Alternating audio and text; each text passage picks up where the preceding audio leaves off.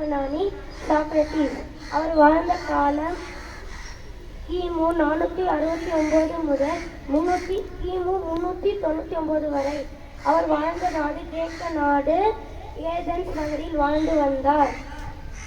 அவர் தினமும் விளக்கை எடுத்துக்கொண்டு ஒரு தெருவில் கூட்டமாக இருக்கும் இடத்தில் வைத்து எதையும் தேட போல் பிரமை எடுப்பார். மக்கள் எல்லாம் கேட்பார்கள், என்ன தேடுகிறீர்கள் தாத்தா?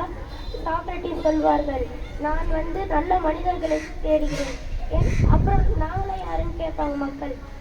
ஏன், எதற்கு, எப்படி என்ற கேள்வி கேட்போம். நல்ல மனிதன், எதையும் உடனே நம்பக்கூடாது, ஏன், எதற்கு, எப்படி கேட்க வேண்டும் என்று சாக்ரட்டிஸ் சொல்வார்.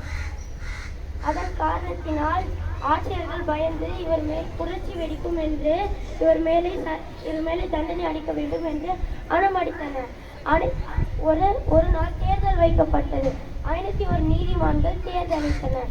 அதில் 521 பேர் மன்னிப்பு என்று சொல்கிறார்கள்.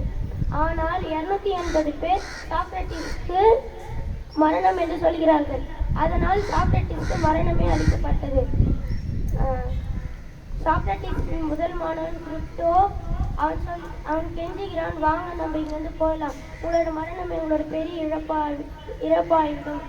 ஆனால் சாக்ரட்டிஸ் சொல்றாரு, நான் நேர்மையும் நீதியும் நேசிக்கிறவன், நான் இந்த சிறையை விட்டு வெளியே வர மாட்டேன்.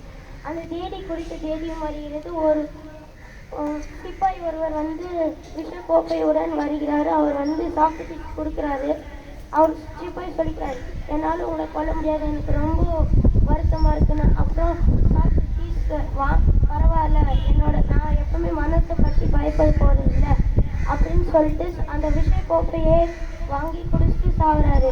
இவ்வளோ கேள்வி கேட்டவ ஏன் தன்னோட மரணத்தை பற்றி ஒரு கேள்வி கூட கேட்கல?